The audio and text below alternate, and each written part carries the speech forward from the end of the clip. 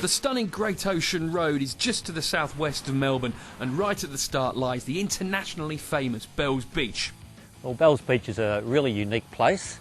It's a type of wave that comes out of deep water from storms out way down near the Antarctic, so we get huge waves here at different times of the year. It's almost the spiritual home of surfing here in Victoria, and of course it's the home of the Rip Curl Pro, where all the top professional surfers come every Easter time.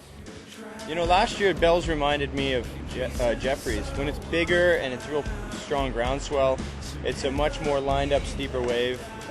You know, when you get to that sort of 3-foot size, 4-foot size, it can't decide if it wants to be up at Rincon or in the bowl. So that's when it gets a little tricky. You got to have the right board. It's sort of loose enough, and you can't come too hard off the bottom. You know, you really got to think about how you surf the wave there. Torquay's was a great little country town. It's had a bit of a sea change and population boom recently, but two of the major surf companies in the world, Quicksilver and Rip Curl, both started off here in Torquay as little cottage industries, and now they're international surfing companies. And yeah, it's just a special place to be with the growth of the surfing companies, and everyone comes here for the great surf. The Surf World Museum here in Torquay is the largest surfing museum in the world. It was initially set up by the governing body of surfing in Australia, Surfing Australia, and the local Shire Council, and also the surf industry here in Torquay. The Surf Museum gets about 20,000 visitors every year. It houses a fantastic collection of surfboards and other surfing memorabilia. We also run our Surfing Hall of Fame awards every year, where somebody is inducted into the Surfing Hall of Fame.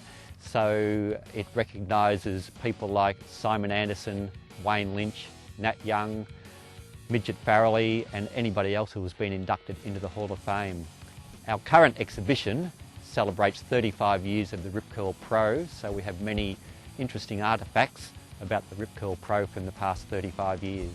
We have solid wood surfboards going back to the era of Duke Kahanamoku around 1914 and 15, and we also have surfboards there from every era in not only Australian surfing but world surfing as well, including single fins, twin fins, Simon Anderson's original thruster that he rode here at Bells in 1981.